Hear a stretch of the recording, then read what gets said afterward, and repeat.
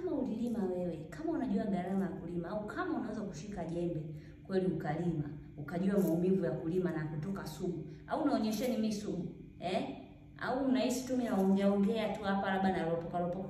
Mnanikera kwanza na tabia zenu mbovu. Unakuja unachuma mboga, unachuma. Basi omba.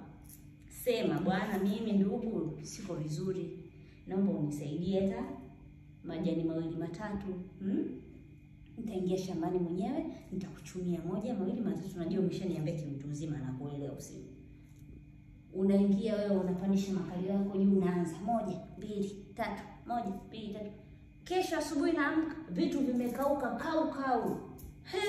Hasa ndo nini unataka na mimi nife njaa? Yaani njaa ulionayo wewe haikutoshi. Unataka na mimi pia nife njaa kama ambavyo wewe una akili unashindwa kushika jembe. Hata tuko ni chumba kimoja tu, miguu miwili, hatua 2 3 hapo kulima mboga. Usitoe kale kajelo kwenda kununua mboga au 300, unaona hasara. Unaona bora uje unikaushe mimi mboga zangu. Sasa na wewe.